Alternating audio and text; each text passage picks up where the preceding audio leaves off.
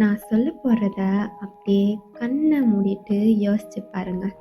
நீங்க, உங்க அப்பா, அம்மா, தம்பி, தங்கச்சி, தாத்தா, பாட்டின்னு எல்லாரும் உங்க வீட்டுக்குள்ள இருக்கீங்க. ரொம்பவே காமான ஒரு யூசுவலான நைட் டைம். சடனா உங்க வீட்டு அட்டிக்ல யாரோ நடக்கிற மாதிரி ஃபுட் ஸ்டெப் சவுண்ட் கேக்குது. நீங்க பயந்து சுத்தி சுத்தி பாக்குறீங்க. பார்த்தா ஃபேமிலில இருக்க எல்லாரும் கீழே தான் இருக்காங்க. கொஞ்ச நேரத்துல அந்த சவுண்ட் இன்க்ரீஸ் ஆகுது. எல்லாரும் பயப்படுறீங்க. நீங்க நம்ம வீட்டுக்குள்ள பேய் வந்துருச்சோன்னு பயப்படுறீங்க. உங்க அப்பா அம்மா திருடன் யாராச்சும் நுழைஞ்சிட்டானோன்னு யோசிக்கிறாங்க. சரி, போய் செக் பண்ணலான்னு அட்டிக்கு போனா அங்க யாருமே இல்லை. ஒருவேளை உள்ள வந்த திருடன் ஓடிட்டானோன்னு யோசிச்சு நீங்க வீடு ஃபுல்லா தேடுறீங்க. அப்படியே உங்க வீட்டுக்கு வெளியே வந்து பார்த்தா ரொம்ப ஸ்ட்ரேஞ்சான ஃபுட் பிரிண்ட்ஸ் இருக்கு. அதை பார்க்குறப்போ யாரோ வீட்டுக்குள்ள வந்த மாதிரி இருக்கு. ஆனா உள்ள வந்தவங்க வெளியே போனதுக்கான எந்த தடயமும் இல்லை. யோசிச்சு பார்க்குறப்பவே பயங்கரமா இருக்குல்ல. இதே மாதிரி தான் கிட்டத்தட்ட 100 வருஷம் முன்னாடி ஜெர்மனியில் ஒரு வீட்டில் இந்த இன்சிடெண்ட் நடந்திருக்கு. அந்த வீட்டில் வாழ்ந்துட்டு இருந்த ஃபேமிலியை மொத்தமாக யாரோ ஒருத்தங்க கொடூரமாக கொலை பண்ணியிருக்காங்க. இவ்வளோ வருஷம் ஆகியும் இப்போ வரைக்குமோ யார் அந்த கொலைகளை பண்ணான்னு யாராலையும் கண்டுபிடிக்க முடியலை. Hey guys, welcome to rare lips mystery. இன்னைக்கு நான் உங்ககிட்ட 100 இயர்ஸ் ஓல்ட் ரொம்பவே ட்ராஜிக் அண்ட் மிஸ்டீரியஸ் அன்சால்வ் கேஸான ஹிண்டர்காய்ஃபெக் மர்டர் கேஸ் பற்றி தான் சொல்ல போகிறேன். It's super mysterious story. So sit back, relax and enjoy the mystery. இப்போ நம்ம 100 இயர்ஸ் பேக் ஜெர்மனிக்கு டைம் ட்ராவல் பண்ண போகிறோம். ஜெர்மனியில் பவேரியான்னு ஒரு ஸ்டேட்டில் மியூனிக்னு ஒரு அழகான சிட்டி இருக்குது. அங்கேருந்து 40 மைல்ஸ் நார்த் ரொம்பவே தனிமையா சுத்தி அடர்ந்த காட்டுக்கு நடுவுல தான் இன்னைக்கு நம்ம கேஸ்ல பார்க்க போற ஹிண்டர்காய்ஃபெக் ஃபார்ம் லொக்கேட் ஆயிருக்கு. இந்த ஃபார்ம் ரொம்பவே பெருசு. கிட்டத்தட்ட 100 ஏக்கர்ஸ் லேண்ட்ஸ்கேப் இருக்குமா. இவ்வளோ பெரிய இந்த ஃபார்முக்கு சென்டர்ல தான் குரூபர் ஃபேமிலியோட வீடு இருக்கு. இந்த வீட்டோட க்ளோசஸ்ட் நெய்பரே பல மைல்ஸ் தூரத்துல தான் இருக்காங்களாம். ஸோ யோசிச்சு பாருங்க, கத்துனா கூட யாருக்குமே கேட்காது. மார்ச் 31, 1922, அதாவது அந்த இன்சிடென்ட் நடந்த அன்னைக்கு அந்த வீட்டில் மொத்தமாக 6 பேர் இருக்காங்க. ஆண்ட்ரியாஸ் குரூவர், அவர் தான் அந்த வீட்டோட ஹெட். அவரோட வயசு 63. ஆண்ட்ரியாஸை பற்றி சொல்லணும்னா அவர் ரொம்பவே ஒரு மீன் அண்ட் ரூட் பர்சன். அதை விட ரொம்ப மோசம், அவர் அவரோட ஒய்ஃபையும் டாட்டரையும் ரொம்பவே ஃபிசிக்கலாக அப்யூஸ் பண்ணுறாரு. எனக்கு இந்த ஸ்டோரியிலே பிடிக்காத ஒரே கேரக்டர் இவர் தான். ஆண்ட்ரியாஸோட ஒய்ஃப் சிஸ்லியா குரோவர், அவங்களோட வயசு 72. ஆண்ட்ரியாஸ்க்கும் சிஸ்லியாக்கும் ஒரு பொண்ணு இருக்காங்க, விக்டோரியா கேப்ரியல். இந்த இன்சிடென்ட் நடக்கிறப்போ விக்டோரியாவுக்கு 35 வயசு அண்ட் அவங்க ஒரு விடோ. விக்டோரியா பற்றி சொல்லணும்னா ரொம்பவே அழகாக இருப்பாங்களாம். அதை விட அவங்க வாய்ஸ் ரொம்ப ஸ்வீட்டாக இருக்குமா. விக்டோரியா ரொம்ப ரிலீஜியஸ்னு சொல்கிறாங்க. எல்லா வாரமும் தவறாமல் சர்ச்சுக்கு போவாங்களாம். அவங்க சர்ச் ஃபயரில் லீட் சிங்கராகவும் இருக்காங்க. விக்டோரியா அவங்க அப்பாவோட அப்படியே ஸ்ட்ரெயிட் ஆப்போசிட். எல்லாருக்கிட்டையும் அன்பா பாசமா சிரிச்சு பழகக்கூடிய ஒரு பொண்ணு. விக்டோரியாவுக்கு 2 பசங்க இருக்காங்க. Little Cecilia 7 years old, primary school போகிற ஒரு லைவ்லியான குழந்தை. அவளோட தம்பி baby Joseph 2 years old infant. இவங்க மட்டும் இல்லாமல் மார்ச் 31, அதாவது அந்த இன்சிடென்ட் நடந்த அன்னைக்கு மரியான்னு ஒருத்தங்க இன்டர்காய்ஃபெக் ஃபார்முக்கு வீட்டோட தங்கி வேலை செய்கிறதுக்காக வராங்க. மரியாவுக்கு அந்த ஃபார்மில் அதுதான் ஃபர்ஸ்ட் டே. அந்த இன்சிடென்ட் அன்னைக்கு என்ன ஆச்சுன்னு டீட்டெயிலாக பார்க்குறதுக்கு முன்னாடி நம்ம இந்த இன்டர்காய்ஃபெக் ஃபார்ம் அண்ட் இந்த குரூபர் ஃபேமிலியோட பேக் ஸ்டோரியை பற்றி கொஞ்சம் தெரிஞ்சுக்கலாம். இந்த இன்டர்காய்ஃபெக் ஃபார்மோட ஓனர்ஷிப் சிஸ்லியா குரூபர் கிட்ட இருந்து தான் ஆண்ட்ரியாஸ்க்கு பாஸ் டவுன் ஆகுது. சிஸ்லியாவோட ஃபர்ஸ்ட் ஹஸ்பண்டான ஜோசஃபோட ஃபேமிலி ப்ராப்பர்ட்டி தான் இந்த இன்டர்காய்ஃபெக் ஃபார்ம். ஜோசப் இறந்துட்டதுனால அவரோட ப்ராப்பர்ட்டிஸ்லாம் ஒய்ஃப்க்கு ட்ரான்ஸ்ஃபர் ஆகுது. அப்படின்னா சிஸ்லியா இன்டர்காய்ஃபெக் ஃபார்மோட ஓனர் ஆகுறாங்க. அந்த டைம் ஆண்ட்ரியாஸ் இன்டர்காய்ஃபெக் ஃபார்மில் வேலை பார்த்துட்டு இருக்காரு. சிஸ்லியாவும் ஆண்ட்ரியாஸும் காதல் வயப்படுறாங்க அண்ட் லேட்டர் அது மேரேஜாக கன்வெர்ட் ஆகுது. வெளியேருந்து பார்க்க என்னதான் இது ஒரு லவ் மேரேஜ் மாதிரி இருந்தாலும் ஆண்ட்ரியாஸோட ஒரே எய்ம் இன்டர்காய்ஃபெக் ஃபார்மோட ஓனர்ஷிப் அண்ட் சிஸ்லியாவை கல்யாணம் பண்ணிக்கிறது மூலமா அவருக்கு கிடைக்கிற அந்த மானிட்டரி பெனிஃபிட்ஸ். அவர் நினச்ச மாதிரியே கல்யாணமும் பண்ணுறாரு, ஃபார்மோட ஓனரும் ஆகுறாரு. ஆண்ட்ரியாஸ்க்கும் சிஸ்லியாக்கும் மொத்தமாக 3 குழந்தைங்க பிறக்குது. ஆனால் அதில் ஒரு குழந்தை மட்டும்தான் உயிர் பிழைக்குது. அது அவங்க பெரிய பொண்ணான விக்டோரியா கேப்ரியல். விக்டோரியா அவள் அப்பா அம்மா கூட அந்த இன்டர்காய்ஃபெக் ஃபார்மில் சந்தோஷமாக வளர்ந்துட்டு வரா. எல்லாரும் அப்படி தான் யோசிச்சாங்க. பட் விக்டோரியாவோட அந்த சந்தோஷமான சிரிப்புக்கு பின்னாடி ஒரு ரொம்பவே மோசமான ஹார்ட் பிரேக்கிங்கான ஸ்டோரி இருக்குது. விக்டோரியா அவளோட 16 வயசுலேருந்து அவங்க அப்பாவோட ஃபிசிக்கல், மென்டல் அண்ட் செக்ஷுவல் அப்யூஸை தாங்கிட்டு இருக்கா. விக்டோரியா அவளால் எதுவுமே பண்ண முடியல. ஏன்னா இந்த ஆண்ட்ரியாஸ் அந்த மாதிரி ஒரு ஆள் ரொம்பவே டாமினேட் பண்ணுறான். அவனை மீறி யாருமே எதுவுமே பண்ண முடியாது. அந்த அளவுக்கு அவன் ஒரு மோசமானவனாக இருக்கான். நான் சொன்னாலே எனக்கு இந்த கதையிலே பிடிக்காத ஒரே கேரக்டர் ஆண்ட்ரியாஸ் தான். He is the worst guys. இந்த குரூபர் ஃபேமிலி அந்த ஊர்லேயே நல்ல வெல் செட்டில்டான ஃபேமிலியாக இருக்காங்க. நிறைய ஆடு மாடு குதிரைன்னு வச்சுருக்காங்க. இது அந்த ஊரில் இருக்க எல்லாருக்குமே தெரியும். இதனாலே கேப்ரியல் ஃபேமிலி விக்டோரியாவை பொண்ணு கேட்டு வராங்க. விக்டோரியா குரூபர் ஃபேமிலியோட ஒரே பொண்ணுன்றதுனால எல்லா ப்ராப்பர்ட்டிஸுமே விக்டோரியாவுக்கு தான் வருது. விக்டோரியாவும் கால் கேப்ரியலும் கல்யாணம் பண்ணிக்கிறாங்க. அதனால விக்டோரியாவும் காலும் இன்டர் கைஃபெக் ஃபார்மோட ஜாயிண்ட் ஓனர்ஸ் ஆகுறாங்க. கிட்டத்தட்ட டவுரி மாதிரி தான்.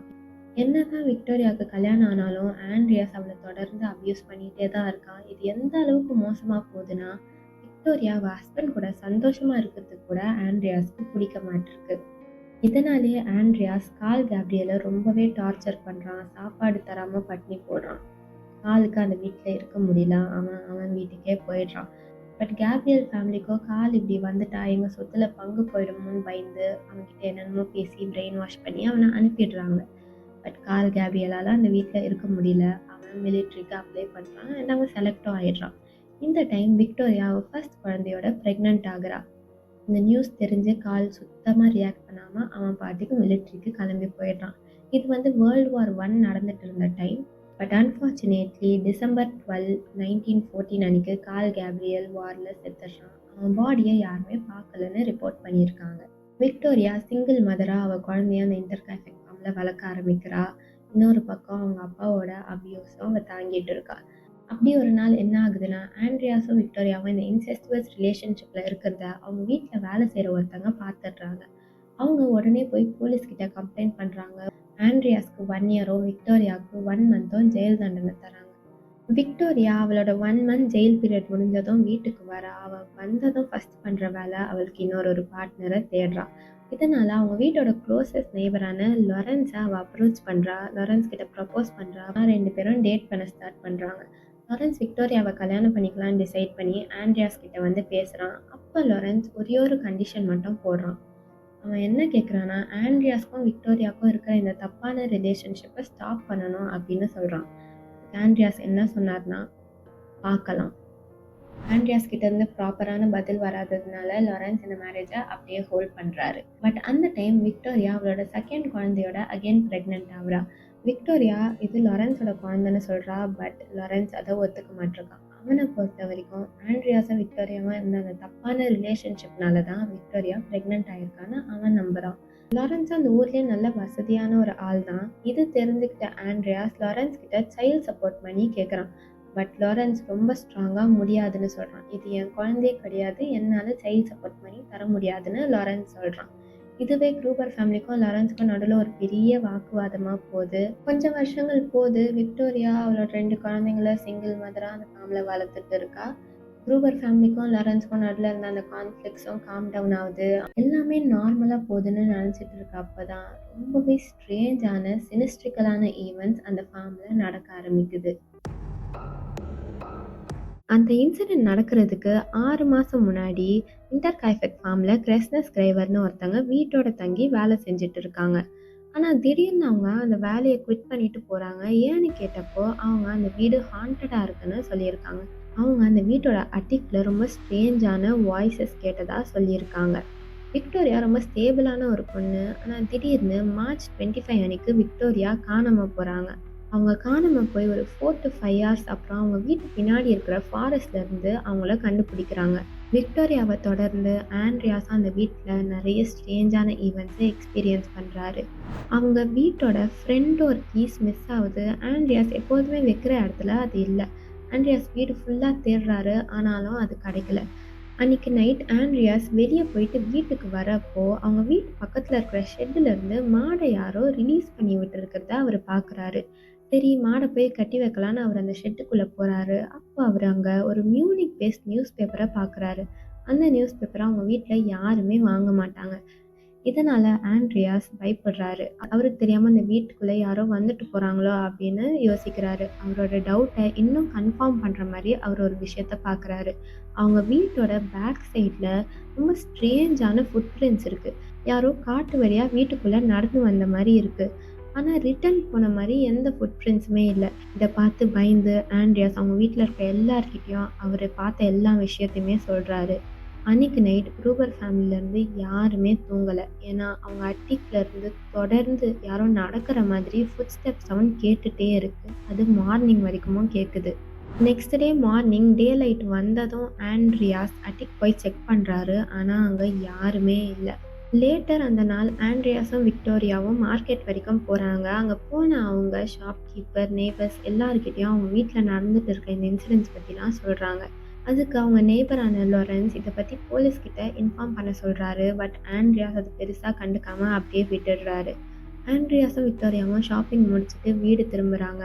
அப்போ இன்டர் கைஃபெக் ஃபார்முக்கு லிவ் இன் மெய்டா ஜாயின் பண்றதுக்காக மரியா வராங்க. மரியா கூட அவங்க தங்கச்சி பிரான்சிஸ்காவும் வந்திருக்காங்க. பிரான்சிஸ்கா லேட்டரா என்ன ரிப்போர்ட் பண்ணியிருக்காங்கன்னா, மரியா அன்னைக்கு ரொம்பவே நர்வஸா அன்கம்ஃபர்டபுளா இருந்தாங்களாம்.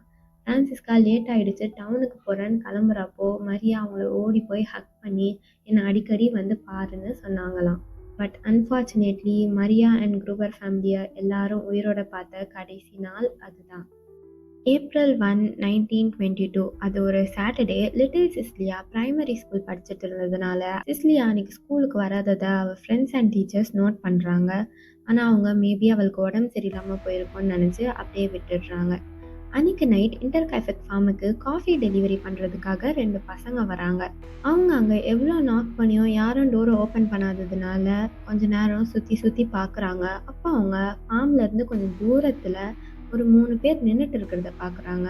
அதில் 2 லேடீஸ் ஜிப்சி காஸ்டியூம் போட்டுட்டு இருந்தாங்களாம். அவங்க கூட ஒரு ஆளும் இருந்திருக்கான். அந்த 3 பேருமே பார்க்கவே ரொம்ப ஸ்ட்ரேஞ்சாக இருந்ததுனால அந்த 2 பசங்க அங்கேருந்து கிளம்பிடுறாங்க.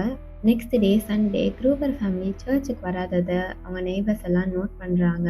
அன்னைக்கு நைட் க்ரூவர் ஃபேமிலியோட நெய்பர் ஒருத்தர் இன்டர் கைஃபெக் ஃபார்முக்கு வராரு. அப்போ அவர் வழக்கத்துக்கு மாறாக ஃபார்ம் ரொம்ப சைலண்ட்டாக இருக்கிறத நோட் பண்ணியிருக்காரு. ஆனால் அந்த வீட்டோட சிம்னிலேருந்து ஸ்மோக் வர்றதை அவர் பார்த்துருக்காரு. ஃபைனலி ஏப்ரல் 4, 1922 அன்னைக்கு தான் அந்த வீட்டில் இருந்தவங்களுக்கு என்ன ஆச்சுன்னு உலகத்துக்கு தெரிய வந்த நாள். ஆல்பர்ட்னு ஒருத்தர் இன்ஜின் ரிப்பேர் பண்ணுறதுக்காக அந்த ஃபார்முக்கு போகிறாரு. அவர் எவ்வளோ நாக் பண்ணியும் யாருமே திறக்காததுனால அவர் கொஞ்ச நேரம் அந்த ஃபார்மையே சுற்றி பார்க்குறாரு. அப்போ அவர் அந்த ஃபார்முக்கு பக்கத்தில் இருக்கிற ஷெட்டு கிட்ட அவங்க வீட்டு நாய் கட்டி போட்டு வச்சுருக்கிறத பார்க்குறாரு. அதுக்கிட்ட அவர் போகிறப்போ அந்த நாயோட கண்ணில் ரொம்ப ஸ்ட்ரேஞ்சாக யாரோ அடித்து இன்ஜூர் பண்ணி வச்சுருக்கிறத பார்க்குறாரு. அதை பார்த்து அவர் பயந்து அங்கேருந்து ஓடி போய் லாரன்ஸ் கிட்ட எல்லா விஷயத்தையுமே சொல்கிறாரு. லாரன்ஸ் 2 நெய்பர்ஸை கூட்டிட்டு இன்டர் கைஃபெக் ஃபார்முக்கு போகிறாரு. அங்கே அவங்க ஷெட்டோட டோர் ஓப்பனில் இருக்கிறத பார்த்து ஃபர்ஸ்ட் அங்கே போய் செக் பண்ணலான்னு உள்ளே போகிறாங்க. அப்போ அவங்க அங்கே Andreas, little Cecilia, Victoria, older சிஸ்லியாவோட பாடிஸ் தலை சிதைக்கப்பட்ட நிலைமையில உடம்பு ஃபுல்லாக இன்ஜுரிஸோட கிடக்கிறத பார்த்து பதறி போகிறாங்க. போலீஸ்கிட்ட இன்ஃபார்ம் பண்ணுறாங்க. போலீஸ் இன்வெஸ்டிகேட் பண்ணுறதுக்காக இன்டர் கைஃபெக் ஃபார்முக்கு வராங்க. போலீஸோட இன்வெஸ்டிகேஷனில் தெரிய வந்தது என்னன்னா, இந்த கில்லர் அந்த ஃபேமிலியில் இருக்க எல்லாரையும் ஒருத்தங்களையா டைவர்ட் பண்ணி பின்னாடி இருக்கிற ஷெட்டுக்கு வர வச்சிருக்கான். அங்கே வந்து அவங்கள பிக்ஆக்ஸ் மாதிரி ஒரு வெப்பன் வச்சு அடிச்சே கொலை பண்ணியிருக்கான். பட் போலீஸால் யார் அந்த கில்லர்னு கண்டுபிடிக்க முடியலை. போலீஸை தொடர்ந்து டாக்டர்ஸும் அட்டாப்சி பண்ணுறதுக்காக வராங்க. அப்போ டாக்டர்ஸ் எல்லாரோட பாடிஸில் சிமிலரான ஓன்ஸ் இருக்குது. ஆனால் விக்டோரியாவை மட்டும் யாரோ கழுத்தை நெரிச்சு கொண்டு இருக்காங்கன்னு ரிப்போர்ட் பண்ணியிருக்காங்க. அண்ட் இந்த கில்லர் மேட்டாக் மாதிரி ஒரு வெப்பன் யூஸ் பண்ணி தான் இந்த கொலைகளை பண்ணியிருக்கானோ போலீஸ் கன்ஃபார்ம் பண்ணியிருக்காங்க. பட் இதை விட ரொம்ப ஹார்ட் பிரேக்கிங்கான விஷயம் என்னென்னா, அட்டாக் நடந்த அப்புறம் ரொம்ப நேரம் லிட்டில் சிஸ்லியா உயிருக்கு போராடியிருக்கா. அண்ட் டாக்டர்ஸ் சீக்கிரமாக இந்த விஷயத்தை கண்டுபிடிச்சிருந்தா அட்லீஸ்ட் லிட்டில் சிஸ்லியாவோட உயிரை காப்பாற்றிருக்கலாம். லிட்டில் சிஸ்லியாவோட காஸ் ஆஃப் டெத் பிளட் லாஸ்னும் டாக்டர்ஸ் ரிப்போர்ட் பண்ணியிருக்காங்க. இந்த கில்லர் இந்த கொலைகளெல்லாம் பண்ணி முடிச்சுட்டு அந்த வீட்டிலேயே தங்கி இருந்திருக்கான். அவன் அந்த வீட்டு சாப்பாடை சமைச்சு சாப்பிட்ருக்கான். அண்ட் ஆடு மாடு அதெல்லாமே ஃபீட் பண்ணி பார்த்துக்கிட்டு இருந்திருக்கான். போலீஸால் எதுவுமே கண்டுபிடிக்க முடியாததுனால இந்த பாடிஸ் எல்லாம் பரி பண்ணுறதுக்காக ரெடி பண்ணுறாங்க. ஆனால் அதுக்கு முன்னாடி இந்த பாடிஸ்லேருந்து தலையை மட்டும் ரிமூவ் பண்ணி அந்த ஊர் லோக்கல் சைக்கிக் கிட்ட கொடுக்குறாங்க. அதில் என்ன ரிப்போர்ட் பண்ணியிருக்காங்கன்னா, கில்லர் ஒருத்தங்க இல்லை 2 பேர். பட் போலீஸால் யாருன்னு எக்ஸாக்டாக கண்டுபிடிக்க முடியாததுனால இந்த கேஸை அப்படியே க்ளோஸ் பண்ணுறாங்க. இப்போ வரைக்குமோ அந்த 6 பேரோட பாடிஸும் தலையே இல்லாம தான் புதைக்கப்பட்டிருக்கு. இவ்ளோ வருஷத்துல இந்த கேஸ் சுத்தி எக்கச்சக்கமான தியரி ஸ்ப்ரெட் ஆயிருக்கு. சில பேர் லாரன்ஸ் இந்த கொலைய பண்ணியிருக்கலாம் அப்படின்னு சொல்றாங்க. இன்னும் சில பேர் கேப்ரியல் ஃபேமிலி காசுக்கு ஆசைப்பட்டு கூட இந்த கொலைய பண்ணியிருக்கலாம்னு சொல்றாங்க. பட் போலீஸால எதுக்குமே கான்க்ரீட்டான எவிடன்ஸ் கண்டுபிடிக்க முடியாததுனால இப்போ வரைக்குமே இந்த கேஸ் ஜெர்மன் ஹிஸ்ட்ரியிலே one of the most creepiest unsolved கேசஸா இருந்துட்டு இருக்கு. நீங்க என்ன நினைக்கிறீங்க? உங்களுக்கு ஏதாச்சும் தியரிஸ் இருந்தா கமெண்ட்ல சொல்லுங்க. அண்ட் உங்களுக்கு இந்த வீடியோ பிடிச்சிருந்தா மறக்காம லைக் பண்ணிடுங்க. இதே மாதிரி உங்களுக்கு நிறைய ரியல் லைஃப் கிரீப்பி கேசஸ் பத்தி தெரிஞ்சுக்கணும்னா மறக்காம ரெட் லிப்ஸ் மிஸ்ட்ரி சேனலை சப்ஸ்கிரைப் பண்ணிக்கோங்க. உங்களை நெக்ஸ்ட் வீடியோல வந்து பார்க்குறேன். Until then stay safe.